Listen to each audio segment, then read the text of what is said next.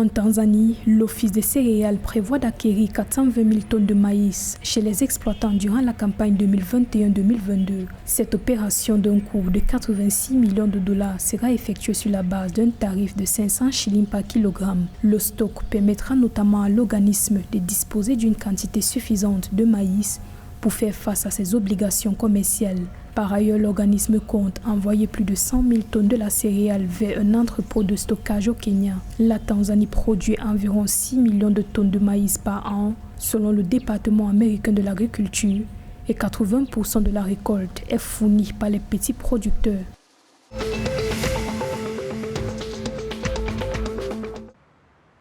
Le Soudan est en pourparlers avec le Koweït pour l'allègement de sa dette. Une délégation koweïtienne est arrivée à Khartoum le 19 septembre 2021 pour discuter de l'allègement de la dette du Soudan dans le cadre de l'initiative en faveur des pays pauvres très endettés. Le Koweït est le plus grand créancier du Soudan auprès des pays non membres du Club de Paris avec 9,8 milliards de dollars. Le ministère soudanais des Finances a déclaré que la dette sera examinée avant d'accepter d'annuler une partie. La dette du Soudan s'élevait à au moins 50 millions de dollars fin 2019, selon le Fonds monétaire international.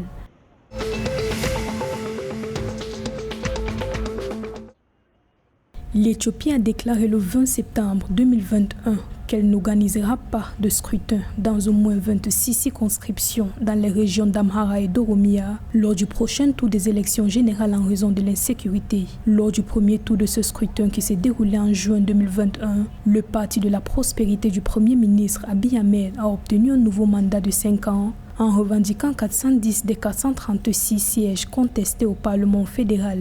Alors que les défis logistiques et l'insécurité ont entraîné des retards dans certaines régions, un deuxième tour de scrutin est prévu le 30 septembre 2021. Plus de 7 millions d'électeurs sont attendus aux urnes pour choisir des représentants de 47 sièges parlementaires fédéraux et 105 sièges régionaux selon la commission électorale.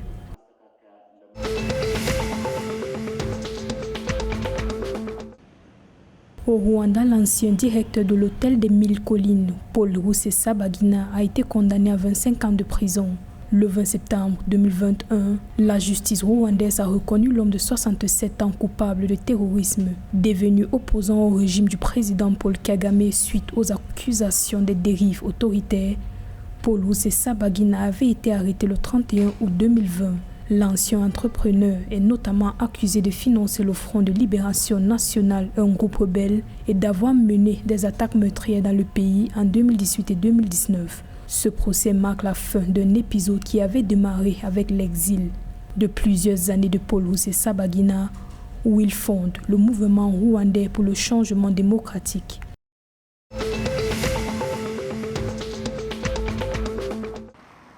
Tentative de coup d'État au Soudan. Des officiers islamistes de l'armée soudanaise ont tenté de prendre le pouvoir à Khartoum le matin du 21 septembre, mais leur tentative a été déjouée. Des sources gouvernementales indiquent que les membres du complot avaient tenté sans succès de s'emparer du bâtiment des médias d'État. Les renseignements militaires ont identifié les putschistes dans plusieurs corps de l'armée soudanaise et les ont arrêtés. Cependant, les forces de sécurité soudanaises ont fermé le principal pont sur le Nil reliant Khartoum à Omdurman. L'armée indique que la situation est désormais sous contrôle avec le renforcement des dispositifs sécuritaires.